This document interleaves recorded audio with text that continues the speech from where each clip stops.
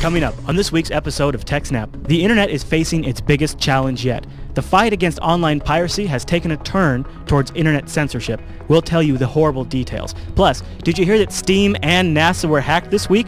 We'll share the fallout with you and why private browsing in your browser might not be all that private. We'll give you the unfortunate details on that one. All that and more in this week's episode of TechSNAP.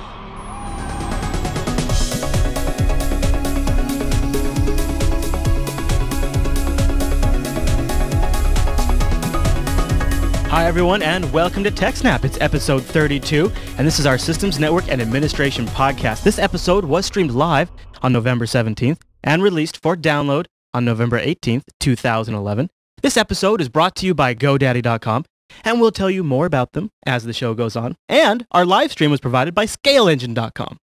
My name is Chris and joining me every week is the tech, the teacher, and the admin, Alan Jude. Hey there, Alan. Hey Chris, everybody. Hey. Thanks for watching. Welcome back, episode 32, man. Boom, Yes. boom, right in a row, not a single break. We keep on rocking. That said, in order to keep our streak going, we're going to record early next week. So if you're a live streamer, be sure to join us Wednesday at 1 p.m. Pacific because Thursday is Thanksgiving. And we are hardcore, but... Yeah, same regular time, just one day early because Chris has things to do on Thursday. Yeah, that's true. Yeah, Alan just like when we had to rearrange... That's right. Last. Before for Canadian Thanksgiving. Now, that said, because we're going to have one day less of the news, I know this sounds kind of silly, but it actually makes a pretty big difference in what we can cover. The way you could help us out would be send us a great tech question, something you think might be right up our alley that we could really sink our teeth into to TechSNAP@JupiterBroadcasting.com. Coming up later in this episode, we're going to feature some feedback, but we need more. And next week especially, we could maybe really, I'd love to do a big Q&A episode next week since it is going to be a shorter week. So email your questions, TechSNAP@JupiterBroadcasting.com, or feel free to leave a comment over on the Jupiter Broadcasting show page for episode 32. Yep. Now, one way you can get shows to the story, besides emailing us, the way if you want to just supply like a good link or a news story or maybe a question you want to hear other people's take on, is the TechSNAP subreddit over at links.techsnap.tv. And it is an awesome place to find just general great stories that you might be interested in if you follow this show, but also to submit stories you think we might like, or even more importantly, vote on stories that you think should make it into the show. And sometimes the most late-breaking stuff makes it in here. So thanks to Refuse to Speak this week and Firefighter 1811 and Alex from Belgium for submitting some of the great stories. And also, there's some stories in here that I think some of you might like to get in the conversation on as well. So it's not just about news. There's also some great discussion. And again, that's links.techsnap.tv. That discussion helps us decide what topics we should talk about and also what parts of those topics. Yeah, absolutely. You're right about that, Alan. It's a good way to kind of get a filter on what the pulse of the community says about something. Yep. So if you're not on there helping out, then it's your fault if you don't like the show. Oh, nice. Yeah, put it on. Yeah, we didn't screw up. No, not at all. Not at all. No, we were just listening to you guys. If you didn't speak up, it's kind of your own fault. Now, we do have a big show to get to today. So one last little bit of business before we move on is last week, and I just want to give a reminder to you out there, we announced the Jupiter Signal, and you can sign up for it by going over the show notes and just plugging your email address right in there. We promise not to spam. You can also go to bit.ly/Jupiter Signal, all one word, and sign up. It's going to be our avenue to announce new shows, behind-the-scenes details, wrap some few things up, like maybe common feedback, or summarize some of the more popular things on the network for the month. And it'll be a monthly newsletter that should be launching the first week of December. So you can sign up right in the show notes, or again, bit.ly/Jupiter Signal. Yes. And again, I promise not to spam because MailChimp will beat me up. And they will. With their trained monkeys. Yeah. All right, Alan, well, we've got some big stories today. Should we jump into this story about a Romanian hacker accused of breaking in to NASA? Yes. Tell me about this. So authorities in Romania from the Directorate of Investigation of Organized Crime and Terrorism have arrested a 26-year-old who's accused of breaking into multiple different servers at NASA. And importantly, he is accused of not just breaking in, but once he broke in, of destroying protected data or restricting access to it. You're kidding. So now, they're not very clear whether he did it on purpose or if just by breaking in and screwing around, he accidentally made it so that they couldn't log in or something. Right. But some data was lost and some other data they no longer had access to. I like that this guy called himself the Iceman. Yes. But if you break into somebody's server and change the root password, you could end up, locking them out of some stuff. Yeah, wow. So this happened almost a year ago, December 12th, Well, 2010, it right? started in December, but it continued for quite a while, and he broke into multiple different servers. Wow. Because, once you get into one, it makes it a lot easier to get into the next one and Yep. the next one and so on. Island hopping. Yep. And NASA's claiming a loss of over $500,000. You're kidding. Well, if they actually destroyed some scientific data that, took satellite time or something to get, then that's actually reasonable. But at the same time, companies always claim huge losses for hacking. When somebody copies a file, it's like, oh, that cost us $1 billion. Right, and they throw everything in there from people's time that might have been lost and the time it took to research and legal consulting. I mean, they really go all out. Yeah. But the charges against Robert Butchak, which is the name of the guy. All right, I'll take your word for it. I probably just butchered. Is obtaining unauthorized access and causing severe disruption to a computer system, modifying, damaging, or restricting access to data without authorization, and possession of hacking tools. That last one seems a little fishy. It's like, what is exactly, like, I've seen virus scanners try to tell me that, like Telnet or Netcat was a hacking tool. Yeah, exactly. I have TCP dump installed on this computer right next to me. Is that a hacking tool? Yeah, it absolutely can be used as one. I have Nmap. Administrative diagnostic tool, though. Yeah, right. Well, I have Nmap for that same purpose. Yeah, but hell, you could claim ping could be used to verify if a host is alive, or Telnet to verify if a port's open. Those are hacking tools. So that's pretty dubious. Kinds of stuff like that. So exactly. It's my concern with having making things illegal, like possession of hacking programs, is because who gets to decide what's a hacking program and what's a legitimate administration tool? Because usually the line is very thin or is not even there. I agree. For example, Wireshark or TCP dump. It's a packet capture utility. It's a very important administrative tool, but you can also use it to spy on people. That's scary because I have things like Backtrack and Nessus and Metasploit as just regular tools as part of my work tool bag. So if they came across that, they'd make the same claim for me. But they make the same argument that there's a law against possessing burglar tools, but at the same time, if you're a locksmith, that's what's in your toolbox. So how do they? Yeah. And he's spending some time in jail for this. Not a lot though, right? It's like 90 days or something. They arrested him and they said that they can only hold him for 24 hours initially, but they're trying to get that extended. Oh, that's what it was. Okay. Then he'll go to court like normal. And of course, this is Romania, so I don't know all the They'll have to get him extradited, I'm sure, which I'm sure they will. Well, that's one of the things. So the statement from the DOCOT, or DICOT, the name of it, in Romanian, the acronym is different. But anyway, through criminal activity, the accused severely affected the operations of computer servers by introducing, modifying, and damaging electronic data and restricting access to it. And so he's being tried in Romania because there has not yet been a request for extradition. Okay. Now, if NASA believes in the the Romanian court, then they don't really need to request extradition, right? If he's going to be tried and go to jail, it's like NASA doesn't have to really do anything. But at the same time, they may wish to request extradition. And I suppose it would depend, I bet, on the sensitivity of the information he got, right? If he got something really confidential, they'd probably want him. Right. But it seems this was just scientific. Like, I don't know. It seemed like it was just a web server and that it was all blown out of proportion, but Probably. Should we talk about a hack that I'm actually curious to know if it's been blown out of proportion or not. It seems pretty massive to me. It is, but we'll see if some best practices made a difference. All right, so let's talk about this. So earlier this week, sort of a massive bomb hit the security net, the security crowd on the net. Valve admitted that hackers had accessed Steam user accounts. Now, even downloaded potentially the username and password database, but there may be a silver lining now? Not quite, but it might not be all that bad. All right. So attackers managed to gain access to the user database. So originally they broke into the forums, and then somehow through that were able to get into the user database. Now that probably shouldn't have been able to happen, but I'm not entirely sure how their forums work if they share the user database in some way. Like if you can say, I'm already a Steam user, here's my username, enter your password, and it creates you an account on the forum and ties them together. Man, you really don't game much outside of Star Trek Online, do you? Well, no, but I don't participate on the forums for Steam. Oh, okay. Like I have a Steam account with a whole bunch of games in it, but I've never been to their forum. I guess I haven't either, really. Yeah. All right, I shouldn't give you a hard time. I guess I'm kind of the same way. All right. So I don't know exactly how the login system works for their forum, but it seems that they tied the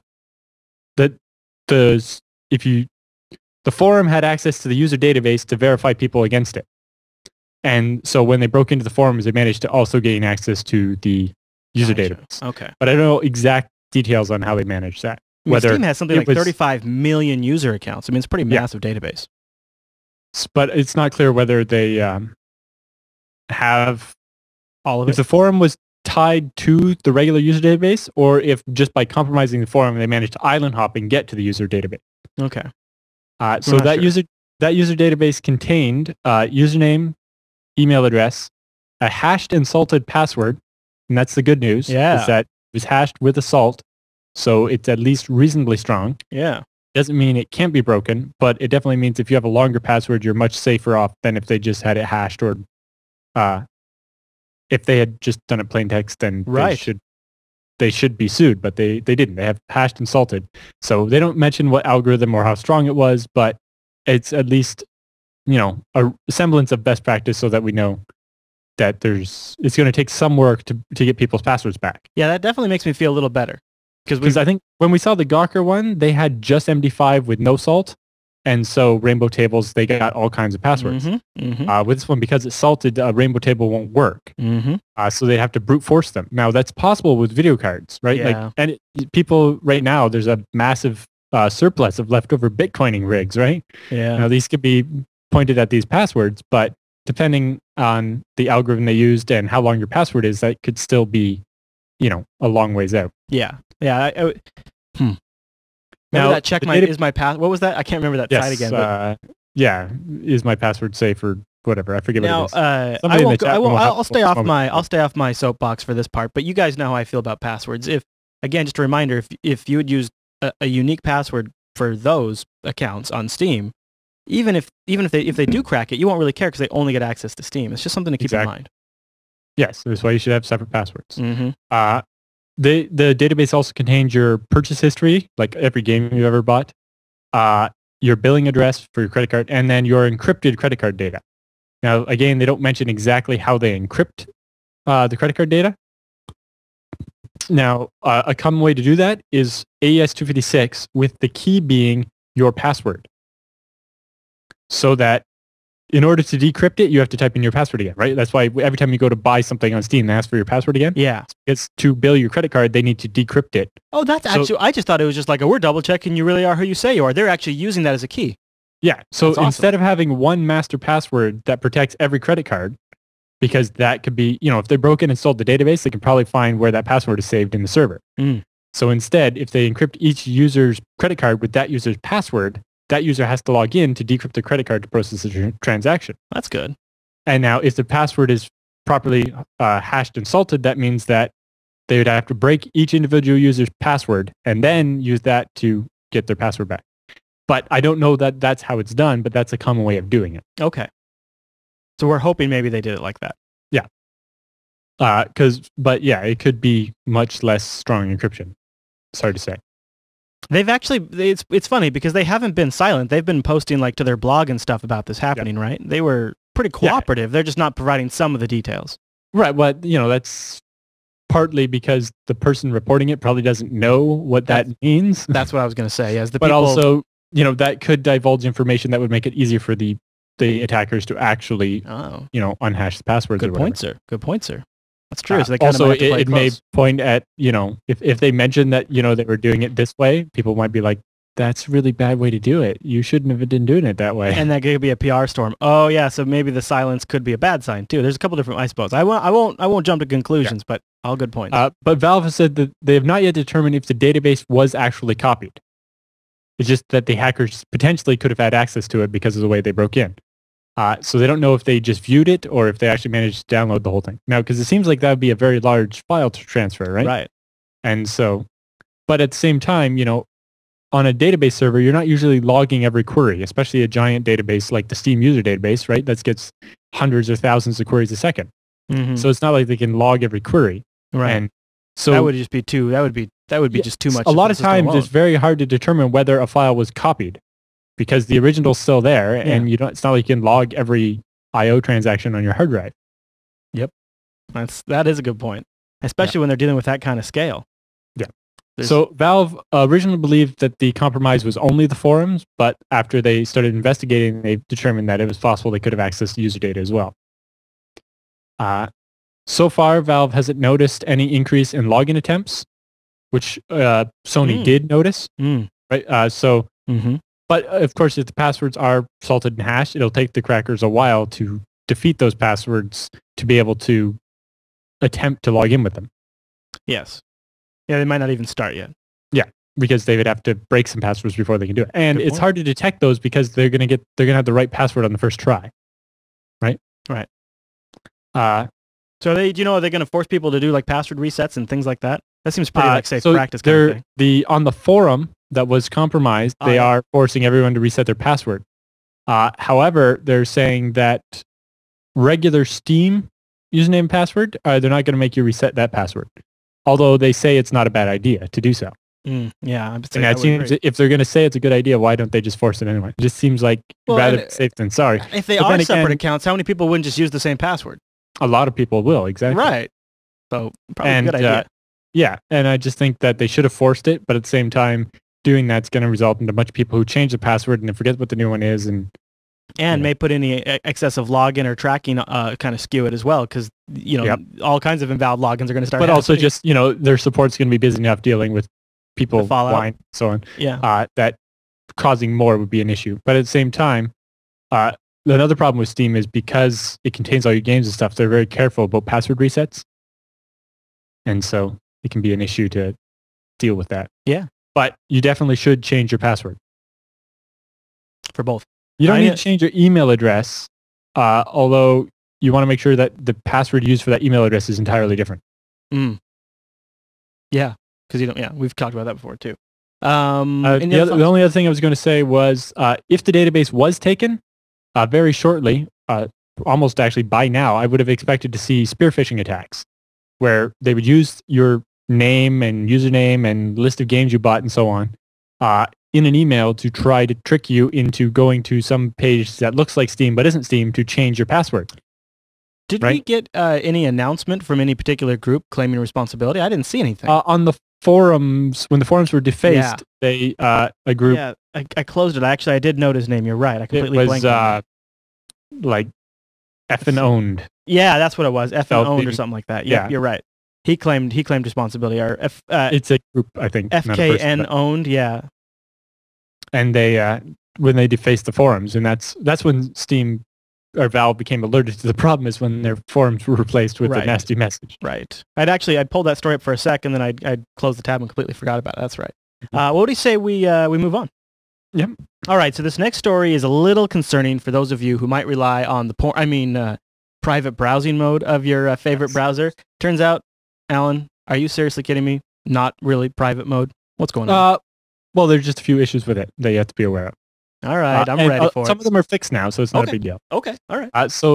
A group of researchers at a university have been looking into how private browsing mode is.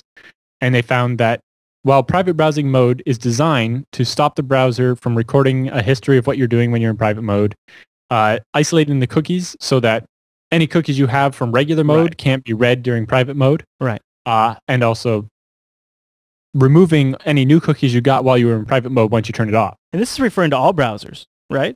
Yeah. Almost every browser now has private browsing mode. They all name it something different. Right. But I mean, the ones that have issues are all browsers, or I'll let you go. I'll let you continue. Basically. So the research found that while the browsers do a fairly good job of enforcing their policies, most plugins don't. Right. That makes sense. The worst one originally was obviously Flash. Adobe Flash has its own separate cookie system, right? Yes. And, this has been an issue before. People say, well, I deleted all my cookies, but that doesn't count the Flash cookies. Yeah. And Flash cookies also don't have the same domain policy where they can only be read by the site that set them. Again, I think that was fixed, but I'm not sure about that one. But specifically, it meant that advertising company could track you from site to site to site. And a lot of them did. They use Flash cookies, and if Flash turns on when you're in private, any kind of private browsing mode, then it works. They have no problem. So specifically in private browsing mode, if you had a Flash cookie from regular mode, it would be readable during private mode. Right. Because Flash didn't know which mode it was in. It was just started as Flash, right? Mm-hmm. And at the same time, that meant that while you were in private browsing mode, cookies could be set in Flash and they would still be there when you left private browsing mode. You know, I would actually question, although it's probably not the case, but I would actually question if this was an issue on Safari, starting with Snow Leopard and Lion and up. When you go into private mode in Safari, it actually takes the user config directory with all of the add-ons and all of the files and makes a complete duplicate of them, and then sanitizes it. And then when you're in when you disable private mode, it deletes that entire directory. Now it depends where Flash stores its cookies, though. Right. It might be some central place on the system, possibly. Right. Some sort of global browser plugin area. That would, and then every browser. Oh man, that's a mess. Because every browser, regardless, would be. If you're doing something in private mode that happens to involve maybe Flash video, and then all of a sudden there's a cookie left that leaves a trace of where you were, and that's kind of the opposite of the point of private browsing mode. However, since then, Flash has been fixed to actually respect browsers' private browsing mode and deal with the cookies properly. But you want to make sure that you have the latest Flash 11.1 or whatever it is. Yeah, absolutely. Now, some of the browsers have also taken more drastic steps, like Chrome and I think now Internet Explorer will automatically disable all plugins when you enter private browsing mode. Oh, even Flash? I don't ever really use private browsing mode. Right. So I don't know. Mostly the only time I use it is when I want to do a search and I don't want Google to customize it for me. Or if I want to log into multiple Google accounts, private mode's handy for that because it doesn't log you out of your main Google account. Now, I have 3 separate Firefox profiles I use where they stay not in private mode. That's and nice. Then sometimes I have to kick one of those in private mode because I need more because I have a lot of Google accounts. Yeah, it's a pain in the butt. Especially with Google Apps for your domain. It's like all these different clients I work for give me an email address on their domain. It's like, yeah, that's great, but mine is particularly broken because things like Google Voice and YouTube let me sign up as Chris at JupiterBroadcasting.com as just some generic, user with no Gmail account associated. And then later, I became a Google Apps user, and I have a Chris at Jupiter Broadcasting there, and Google just doesn't know what to do with it. It's created a third account called Chris% at JupiterBroadcasting.com. I mean, it's really weird. Right. If you're the admin for Google Apps, there's a migration tool, and oh my God, that sounds horrible. I had the same problem with one of my YouTube accounts and an AdSense account that had been registered on our. So it's kind of like what I'm facing. One of our domains that is in Google Apps. So did you merge them? Did it go okay? Yeah, I had to go and change the email address in YouTube, and then. Pain in the butt. All right. So I'll have to play with it at some point because I feel like it's a time bomb until it's just going to break on me. Yeah. Any other thoughts on this story?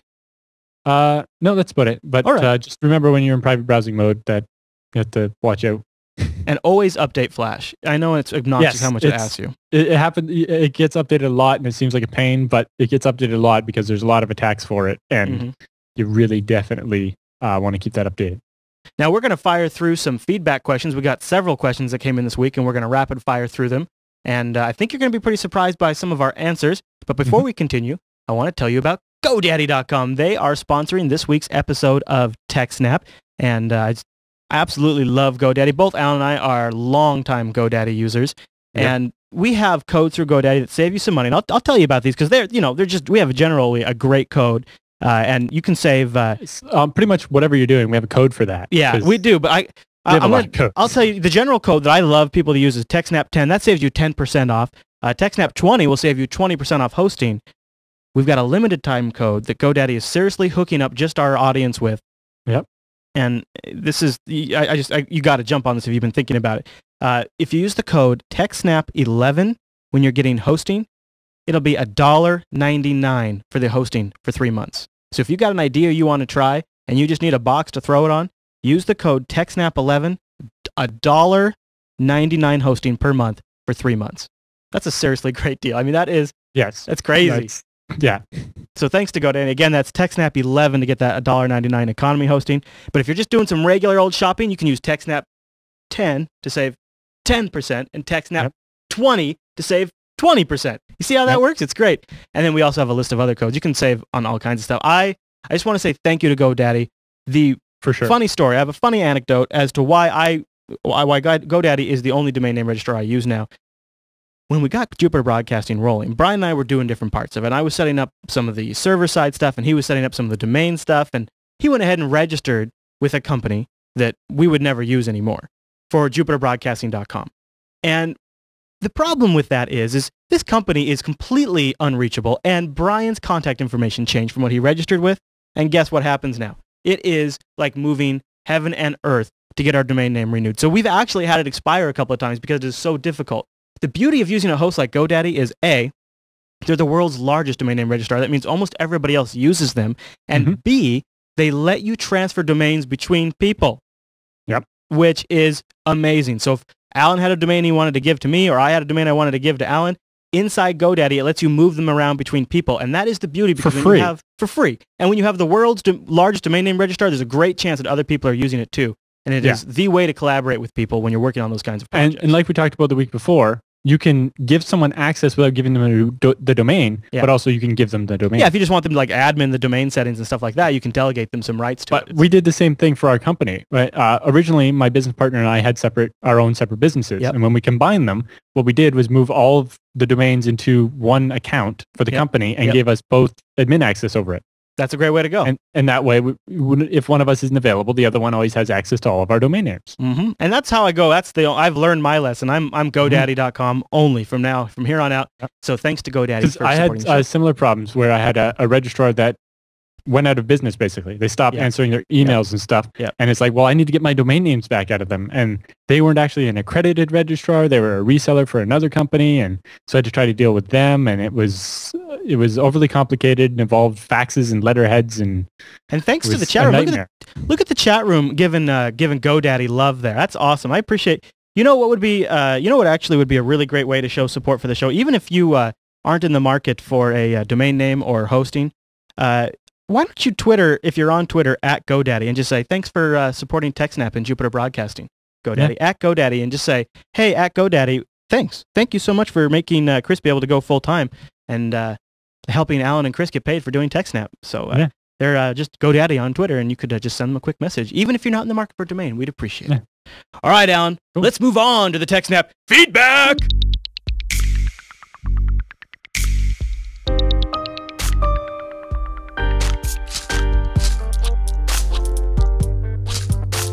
And it's time for the TechSNAP feedback. Now, thank you for sending your questions to TechSNAP at jupiterbroadcasting.com. You'll remember for a while we were doing the Ultimate Home segment section of question after question. Those all came from you guys, so please send more of those in, and we'll get to answering those. This week, we thought we'd get to some of the questions that the emails I've picked from individuals sort of represent an overall tone of questions that I've noticed, so I thought by answering these, we'd answer a few people's questions that have written in. So this first one for this week comes from Roger. And Roger writes in, hi, Chris and Alan. And hi there, Roger. Thanks for writing in. Why don't either of you, and I'll do these, we'll just wait. So we'll ask the first question because he's got a couple, and then we'll answer it. Why don't either of you use Windows? What's wrong with it? Do you want to start with that one, Alan? I do use Windows. Yeah, you're on Windows right now. Not for everything, but I do use it. Yeah. The machine I'm sitting at right now happens to be Windows. It's my gaming machine. So in order to play video games, I have a Windows machine. It's actually my biggest machine in terms of horsepower as well. I'm a pretty big believer in the right tool for the right job. So the machine that Alan is Skyped in right now in the studio here is a Windows 7 box. And because Windows has the best Skype support. It's also the box we use for Stowe visuals, and Windows is currently the best PC operating system for gaming. Now, I myself, I'm just not a huge fan of the overall design philosophy behind some of the ways Windows works. For example, I hate when and these are small things, but when you're busy and you're really jamming and you're in the flow when you're typing and things can just pop up and take focus and you can just be typing right and then you just, those little things like that. There's a lot of little things at Windows that over the years have added up, but it depends on the usage. So for me, I actually prefer an older style Linux desktop. I can't believe I'm calling it that these days. So, but I even prefer Mac OS over Windows for my desktop for general usage. But now when you're talking servers, neither one of us really, we've deployed Windows servers, but neither one of us are big Windows Server proponents. It really, again, depends on the job. If you have an office of, like, say, 10, 15, 20 people, and you need some centralized login, some quick file storage, and some easy email collaboration stuff, then maybe like a Windows server is not a bad way to go, especially if all the desktops are Windows. And especially if, they don't have dedicated IT people and they need to be able to kind of fake it. Yeah, find somebody, or one of the nice things about Windows is a lot of people can support Windows, so you're likely to find somebody that will be able to service your system if it has issues. But I have found one, and it's not as much of a concern these days. They've gotten a lot better about it, but it's still, even if you just follow the stories on this show, Windows is a much larger attack target than the other operating systems are. Yep. There's also some features that just come inherent with Unix-like operating systems that don't come with Windows, and there's a pretty big design philosophy difference that, at a fundamental level, really makes the two operating systems different. Unix operating systems operate from the philosophy of a lot of little tools working together to accomplish big tasks, right? Yeah. And Microsoft's tool sets kind of take the opposite approach. Big monolithic tools like the Active Directory Users and Computers Administrative MMC. Think about all of the functionality that thing has. Almost pretty much everything for your entire domain is in there. Yeah, and pretty much everything you do in Active Directory Users and Computers would be individual commands on a Unix-based system. And so it depends on how you like to work, for one, and what you find advantageous. Now, for me, I find the other approach advantageous. The other thing is, even though Microsoft's making big changes with Windows Server and Windows Server 2008 Core and things like that, the Unix-based operating systems are still more you build up and you turn on, and Windows is still too much you turn off and you tune what you don't want or how you want to act differently. Right. They're making changes in that, but it's still at a fundamental level. There's some pretty big differences there as well. A minimum FreeBSD or Linux install is in no way comparable to a Windows minimum install. Right, and also it's a lot more efficient on your hardware. Mm-hmm. And that's another great example. It's that same stripped down. As virtualization takes off, you don't really need a full Windows server. And Microsoft's attempted to address this with other things like Windows Core, but it's not quite the right solution for everybody, so it depends on the workload. All right. Well, with your comment about the little tools, it's like my favorite little quip about Unix is that Unix doesn't prevent you from doing something stupid because that would also prevent you from doing something clever. Right. Yeah. And that's why you can string long groups of these commands together and do things that seem, why would it let you do that? It's like because they don't stop you from doing anything because that might stop you from doing something clever. It is, though, there's no way around it. It is so much harder so much more involved on Linux and Unix systems to set up like a centralized desktop system that all your desktops just automatically can just join to and cooperate with. And I mean the way Microsoft has dialed in that whole work group computing experience is why they are such a leader.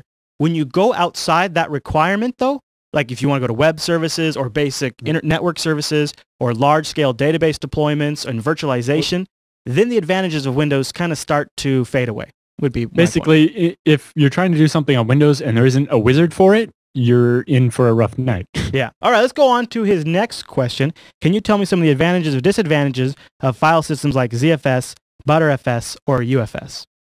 Alan, you want to just do a quick comparison between UFS and ZFS? Because I'm going to talk a little bit about ButterFS in this week's episode of Last. Okay, so for ZFS, for the list of advantages, you should go watch our whole episode of TechSNAP on ZFS. We covered all kinds of stuff it does. Yes. But specifically, the advantages are the fact that you can create multiple separate mount points, which is what you'd normally consider a completely separate file system or a partition, except for they all share the same common pool of space. So that means you can create two different partitions that use all of your available space, and when you add files to one, the free space disappears from both. Yeah.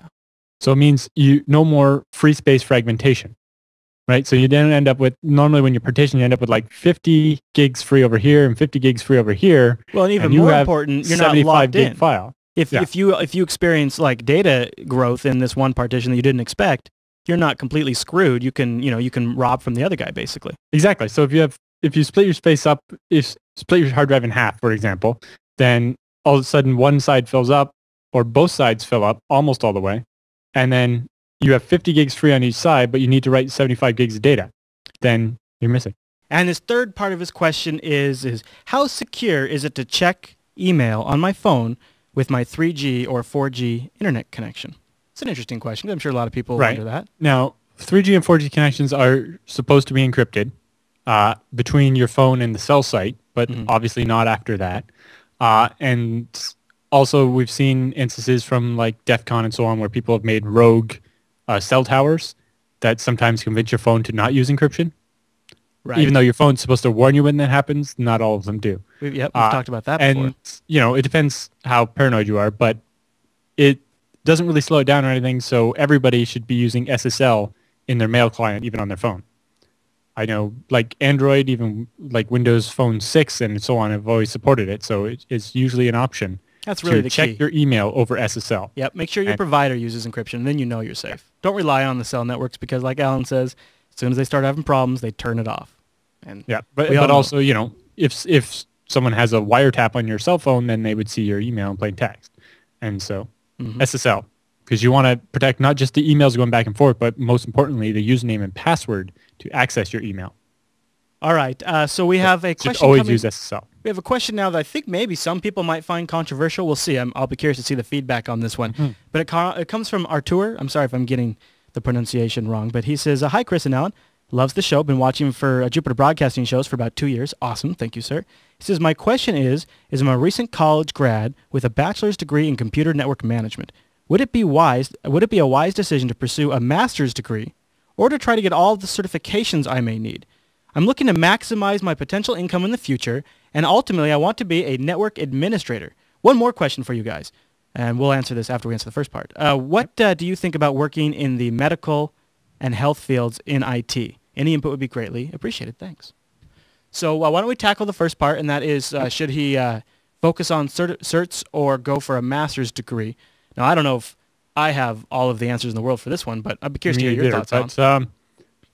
Well, I'm going to start out with saying that I don't have a degree or any certs.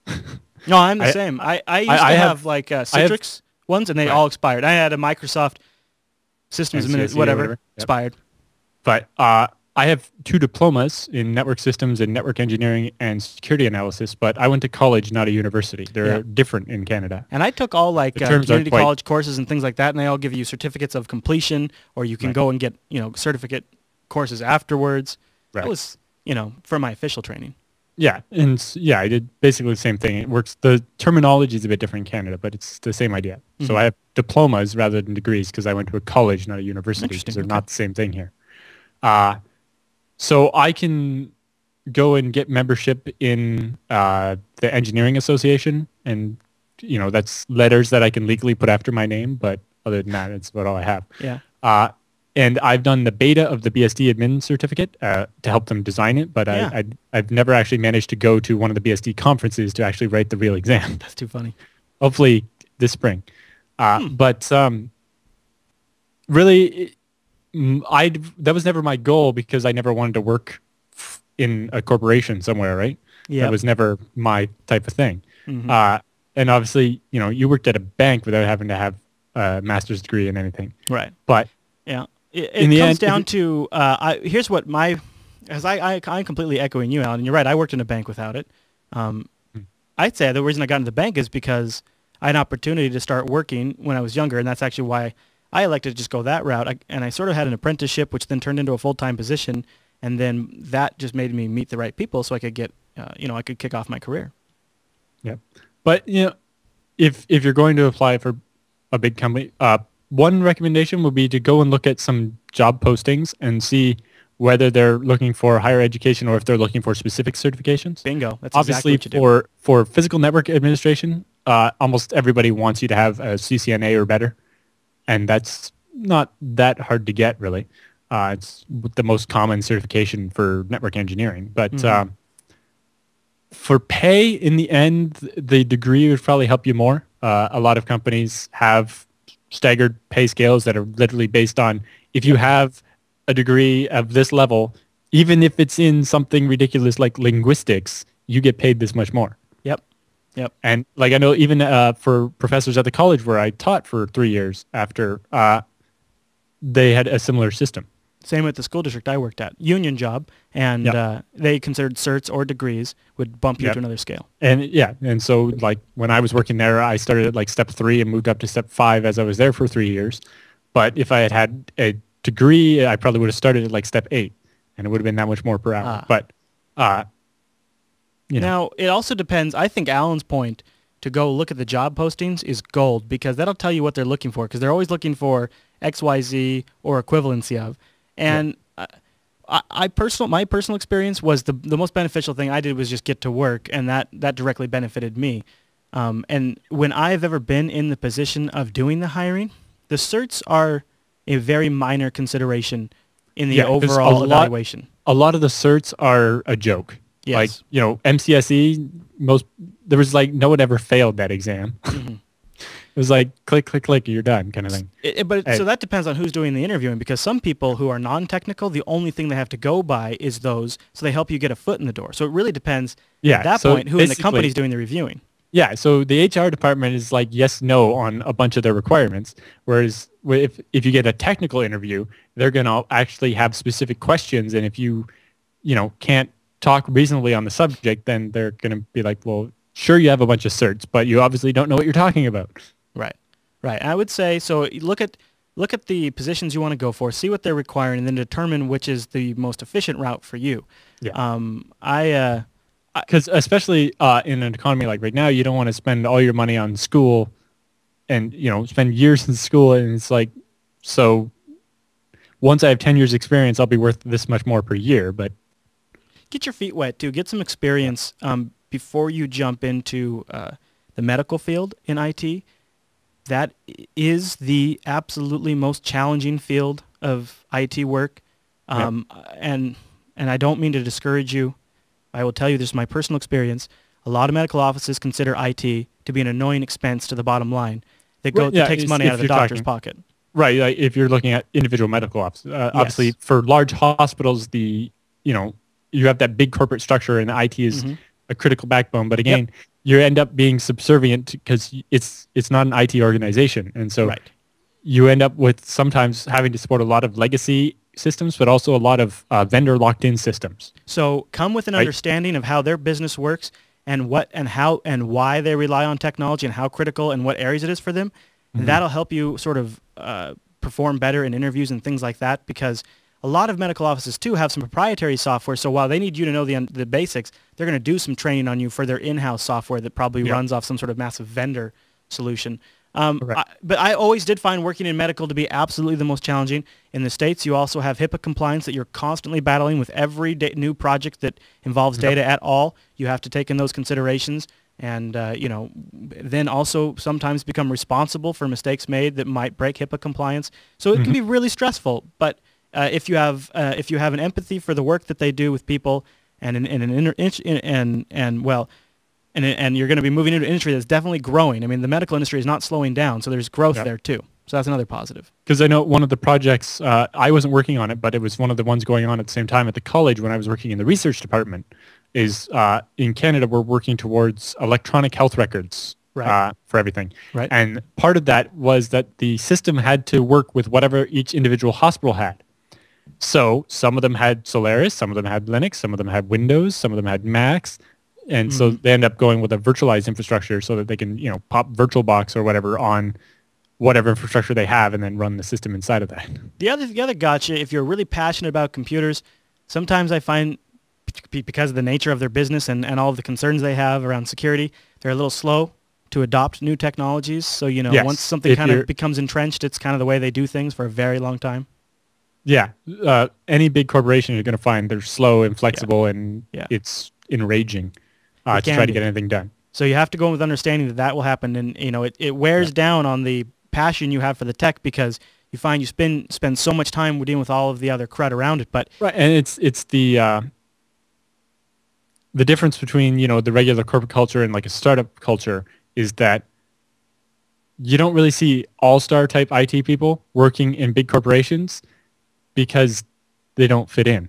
And the problem. They wouldn't, but it's just like, the corporate is where the people that want to do their job 9 to 5 and then go home and not touch a computer for the rest of the day. And the technology enables them to do that. And when the technology doesn't work, they get mad at the IT guy. Now, one of the traits to being a really good network administrator or system admin is, like I said, is having an understanding of the business and working within those contexts. It's not a bad trait to be able to handle that world and be able to make that work for you. So if you're up for it, give it a shot.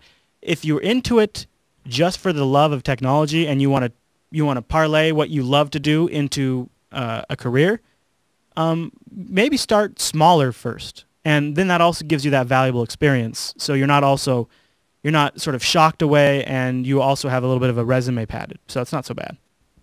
Any other thoughts, Alan? No, that's about it. I'm just saying, but yeah, experience is worth a lot. So make sure you have what you can get in there. Yeah. And thanks to those guys for sending that into TechSNAP at jupiterbroadcasting.com. We'd love to hear your questions.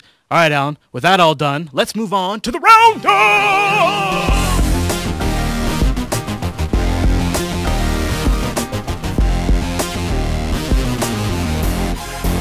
And welcome to the Roundup. This is a section of TechSNAP where we move through the stories really quite quick. Most of these stories were submitted over at links.techsnap.tv. That is the TechSNAP subreddit. And thanks to all you folks who did that. All right, Alan, are you ready to jump into our first story this week? It comes from Facebook. Take it, sir. That's yours. All right, so Facebook has confirmed that there's a spam onslaught where images of porn, violence, and a bunch of other nasty things were being injected into people's streams. Yeah. People were getting upset. Yes, and Facebook says that they identified the person or group that was responsible for it and are now working with their legal department to pursue those people. Oh, so Facebook's getting the legal smackdown going.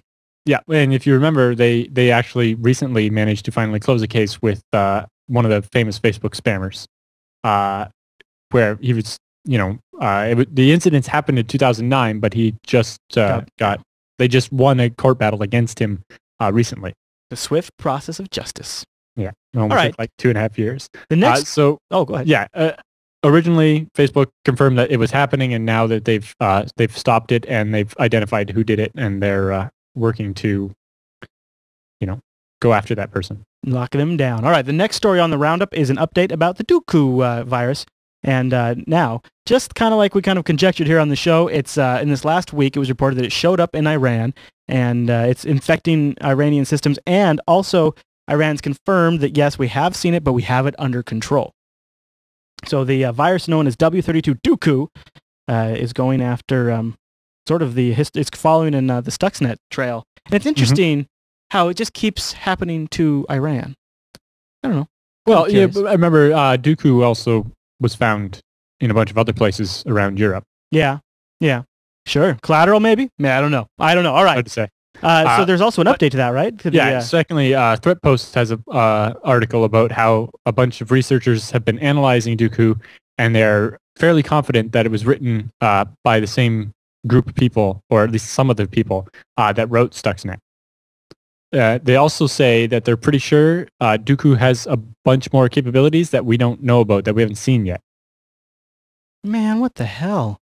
This is like, this is state-level code. I mean, this stuff is just impressive. Well, you don't have to be a state to write the code, right? You can use just one person, but it does seem that they have very specific objectives in mind. Okay, well, what's interesting it's more like there's a plan. Unlike with regular, malicious viruses on the internet, there's actually a plan with this one. The two things that make it seem like there is a state sponsor is both Stuxnet and Duku. Now we know that they look like there could be some similar programming methodologies, perhaps even same coders. Also, both of them took advantage of zero-day exploits that the vendors didn't have patches for. Stuxnet, as we know famously now at this point, took advantage of like 21 different zero-day vulnerabilities. We've now heard that Duku takes advantage of a hole in Microsoft's Windows that they're just now working as fast as possible to patch. In both cases, extremely advanced knowledge of massive critical key vulnerabilities in these really important infrastructures. Right, but any security researcher could potentially find a zero-day exploit for Windows. You don't have to be a state to do that. Absolutely. It's not like there's collusion with the vendors to say, hey, don't fix this zero-day exploit. No. Then I wonder if though you could you, this is so crazy. I know I'm just shooting out my butt, but could you subpoena a bug database? I suppose you'd have to have some legal grounds to do so, but I don't know. Maybe for national security purposes, declaring The United States is currently, and it's renewed every single year since September 11th, in a national state of emergency due to terrorism. Mm-hmm. It gets re-signed by every president. It was just signed by Obama not too long ago. And under that state of emergency, they have extraordinary wartime powers. So maybe that's one of the things they can do. I don't know. Probably not. I'm probably talking crazy. Let's move on. This one's kind of interesting. It came from Cheese Bacon in the chat room. Thanks, Cheese. And it's about a new SSH Trojan called eBury or something like that. This one's kind of interesting because what it tries to do is it tries to get onto your box, and then it starts replacing binaries like, oh, I don't know, the SSH binary and a bunch of other things on your system with rooted files, and then owns your box. So little details on this came out on the 15th. And, we often talk about vulnerabilities that impact Windows, so it's just as fair when there's one for Unix to talk about it. Yep. And, of course, just about every Unix box out there is likely to have SSH for remote management, so it's worth checking into. Yep. Now, let's talk about this funny story that came from the Register. It was a little bit of details back when Microsoft bought all that intellectual property from Nortel. One of the things they got was $7.5 million worth of IPs. No, this is a separate auction. So around the time when... right. It's not the same, but during the Nortel buy-off process, they bought 7 million IPs from Nortel. Well, it was a separate auction, but yes. As part of Nortel going bankrupt, they contacted about 1,100 companies in the world saying, "Hey, want to buy we our have 600. We have like 660,000 IP addresses. Do you want to buy them?" And there were 14 companies that were interested, and Microsoft had the highest bid of $7.5 million, or about $11 per IP address, which is more than you'd spend for a .com if you use one of our TechSNAP discounts for GoDaddy. Right? Like, yeah. So obviously, we see .com names like really popular ones selling for a couple million, but 7.5 million is quite a bit. Yeah. But and particularly these IP addresses aren't in use right now, so that it's not like there's residual traffic. But obviously, that's not what anybody's after. Right now, it's not possible to get that many IP addresses any other way. Right. You can get smaller allocations, right? If you need like a /24 for a business or whatever, you can get that. But getting a large allocation like that is not possible anymore. It's the new Gold Rush, isn't it?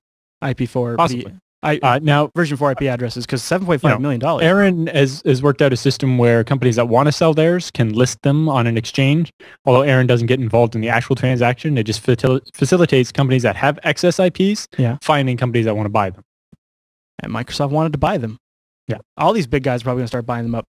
Yeah, and there's one more story that came in kind of the last minute here, is that there's a potential zero-day exploit for Bind, the DNS server. Oh, yeah, that was at the top of our Reddit page when we just started here. Yeah, so there's no details on it yet, but basically, if your Bind server is recursive, so it doesn't affect if it's only an authoritative server serving for, like, giving out the answer for your domain name. Right.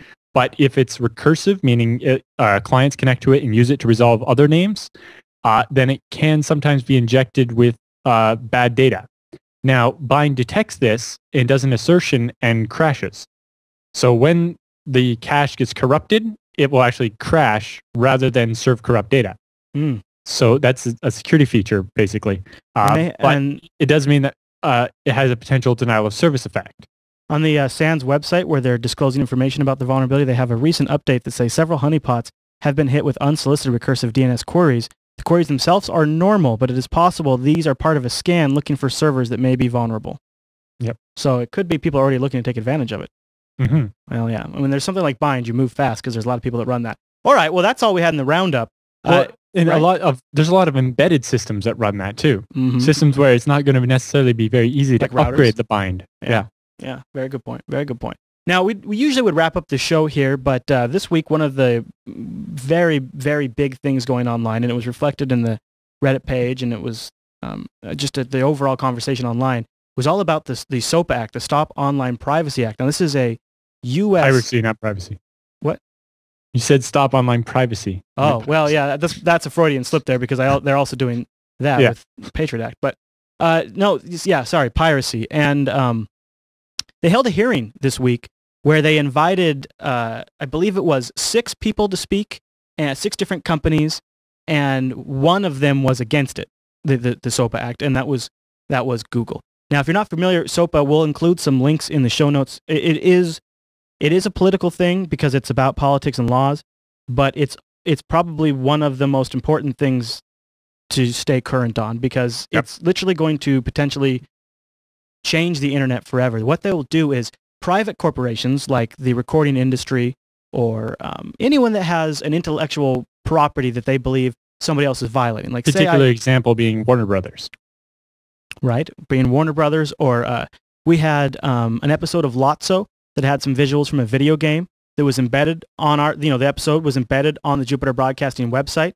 It was determined that the clips in that video, in the entire hour-long episode, there was 30 seconds worth of clips that were infringing, and Google pulled our AdWords and sent us a letter saying we had to pull down the video and we had to go through this whole justification process.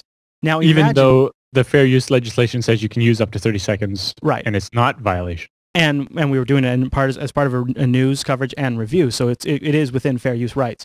Now, this new SOPA legislation will allow private companies to completely obliterate the existence of a website for any infringing content anywhere on the website, including the legislation is so broad that even infringing content in a comment on a website could get the site blocked at the DNS level. I mean, gone. Your email no longer works. Your website no longer works. You're completely gone. And what it also will mean is people outside of America, outside of the United States, will have a different internet. And just like in China, where China and people in Iran see different things online, that will begin to happen in the U.S.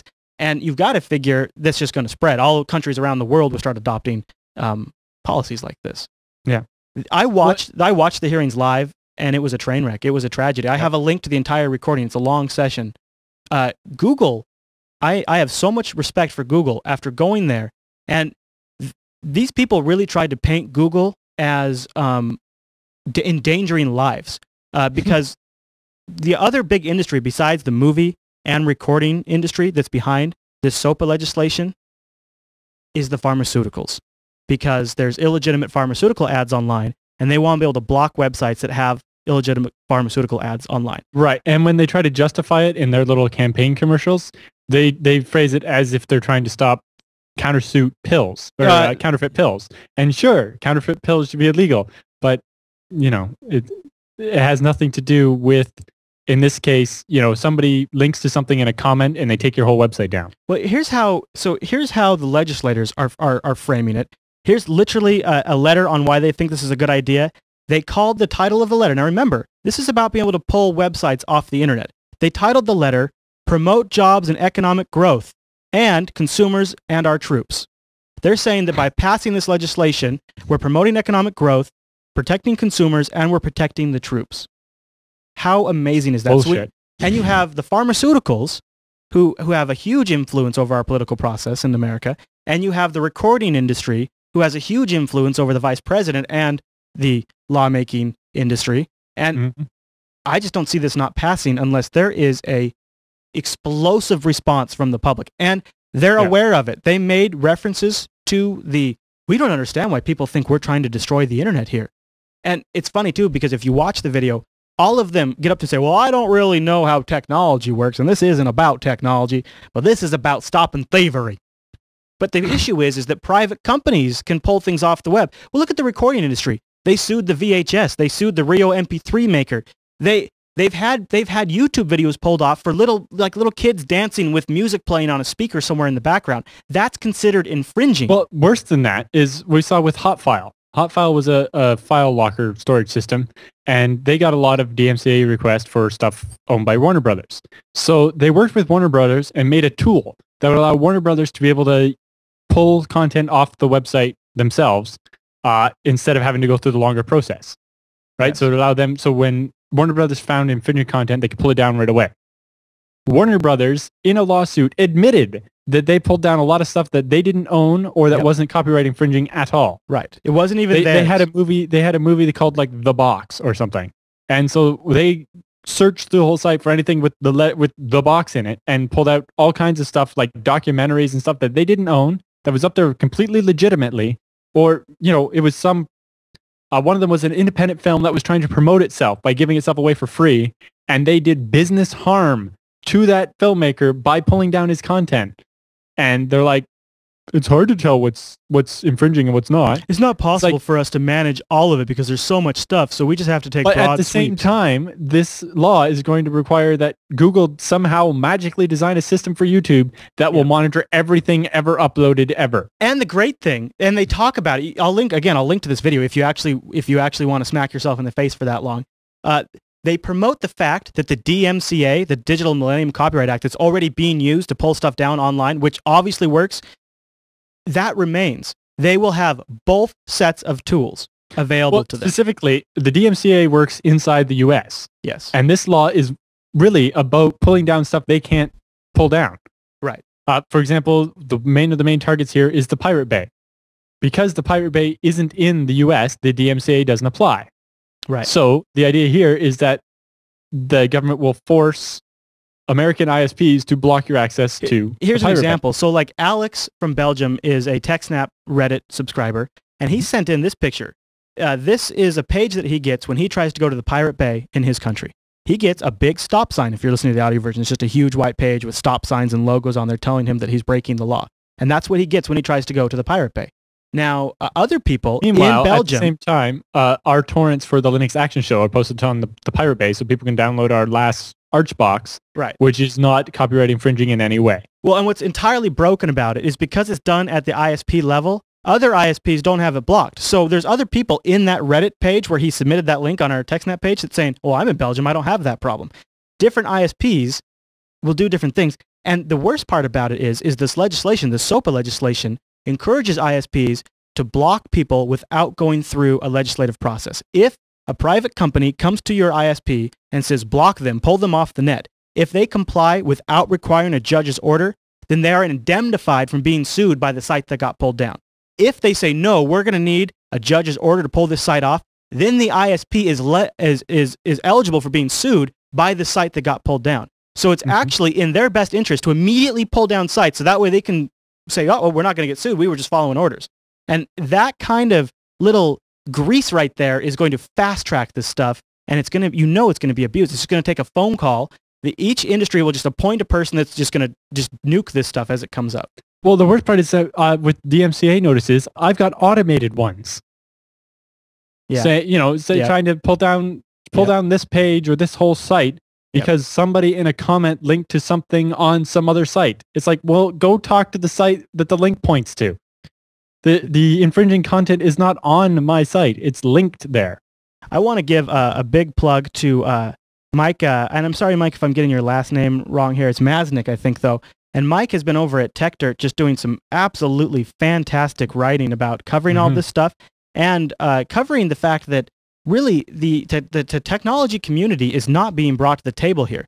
They brought Google in, and then they tried to frame Google as a supporter of child porn by not going along with these things and a supporter of privacy. And they tried to frame Google as the bad guy. And when you look at their talking points, the only opposition they list to this bill is Google, even though hundreds and hundreds of industries have signed agreements and thousands of people have protested. Now, the thing is, these people who are sending them the complaints by mail or phone call are starting to register with them. These people are bought and paid for by the record industry and the pharmaceuticals. I watched the testimony. They were softballing these guys to give them reasons to sell this to the American public. The only way we can stop this is if everyone watching responds. And I know that's a pain in the ass. I know you just want to chill out. But honestly, you've got to help protect the internet. They will fundamentally be building a wall around the American internet. We will be no different than China. We will have no difference than Iran. It gives complete control to the federal government to block websites, and it gives control to private companies. There's nothing in here good It's not for even the just people. The government censoring you. It's Warner Brothers deciding what website you can go to. And who's like one of the biggest moneymakers for the record industry right now? Justin Bieber? Didn't he get his freaking start on YouTube? Like, I have no idea. They're just, I think so. And I can think of several cases where people have gone big because they were discovered on YouTube. And why would you kill the industry that's providing you your new lifeblood?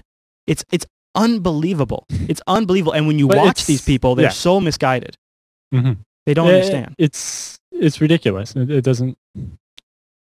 I'll tell you though. It's going to pass unless there is a fantastic response. Once they start discussing a bill in Congress, it's already a foregone conclusion.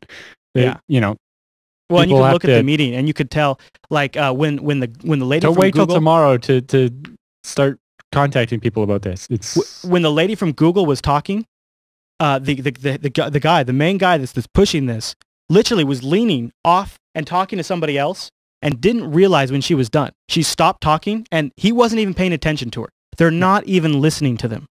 And Google is literally the only company being brought to the table, and it's one person. They're bringing one representative to the table to defend this. This is awful. I'll leave it at that. I'm beating it, but it is so important that people act. I've written a letter. Unfortunately, the site was shut down, but for a brief period of time, there was a site up where you could actually write them a lettered letter, like a physical snail mail, because then it gets stamped with, your address and all that stuff, and they know you're one of their people and that they should read that. But you can also call, and it's not a hard thing to call. You don't talk to the representative. You call and you talk to a person there and you just say, I would like to file that I believe this is an egregious violation of human rights and destroying one of the best communication platforms humanity's ever had.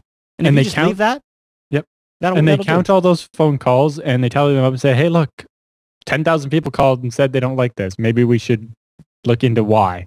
Yeah. And you don't often see the federal government making such sweeping regulation decisions that's going to impact and regulate an industry and not bring that industry to the table. Like at least for the conversation. You know what I mean? And I think part of the problem here is that the ISPs that are most affected by this, a lot of them are owned, at least partly, by these media companies that are pushing for it. Right? Because if we had small independent ISPs, they'd all be saying, well, we don't want to have to deal with, Warner Brothers constantly asking us to block sites on the internet. So I'll link in the show notes americancensorship.org where you can fill out your name and send a letter. I believe as the recording of this episode, so when you have 4 days. So when this comes out on Friday, you have 3 days.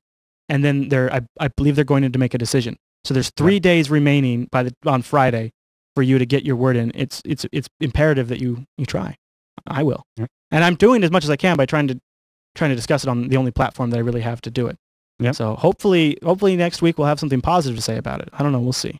Otherwise, I'm sure pretty soon we're going to have alternative DNS server segments on TechSNAP as a pretty regular occurrence. Yeah, it's how to get around this ridiculousness. Yeah, because that's really what people are going to have to resort to. Yeah, and maybe it's going to be an issue. Alan, maybe there'll be a premium DNS need up in the Canada region. But at the same time, we can start seeing American ISPs blocking UDP packets on port 53, trying to say, no, you can't use any DNS except for your ISP provided one. Oh, geez. I hope not. I hope not. And I also hope that they couldn't claim that by changing your DNS, you were showing intent to bypass the law. So hopefully that wouldn't get you in trouble too if they came to analyze your machine. I'm kind of hoping that Google doesn't molest their DNS. Yeah. Yeah. Maybe Google will refuse. Maybe Open DNS and Google will be... I believe it would be up to them to say, no, you have to give us a court order, and they could delay it that way, too. Yep. But then they're taking on the liability. But, they don't, yeah. So, but maybe Google can stand up for everybody. Because at the same time, it's like, imagine if you're Vinton Cerf, you invented TCP IP, and you're like, you guys are ruining it. What are you doing? Mm-hmm. The entire point of TCP IP is you can get from anywhere to anywhere and get whatever's there. I hear you. There's not supposed to be any blocks anywhere. Not supposed to happen. Well, all right. So it's kind of a downer note to end it on, but it's a pretty important one, and it's not like we get on that particular soapbox very often on the show. In fact, I think it's one of our first times. So hopefully everyone will have hopefully everyone will have a positive outlook from this, and something good will happen, and it'll get stopped or maybe redefined or whatever it is. Google is submitting alternative legislation, but it's so alternative to this that I don't think it stands a chance. Mm-hmm. So yeah. Any other thoughts, Alan? Nope. All right. Well, I think that just about wraps us up. Now, just a reminder that TechSNAP is streamed live, except on Thursdays, except for next week. We're doing it on Wednesday at 1 p.m. Pacific. And what time is that Eastern there, Alan? 4 p.m. 4 p.m. And if you're working at your desk or maybe commuting at that time, you can also tune in live at jblive.am and stream it. And also, we have a video version now that works on the iPhone and some gingerbread devices. So go over to jblive.tv to get the URLs for that. All right, everyone. Well, thanks so much for tuning in to this week's episode of TechSNAP, and we'll see you right back here next week.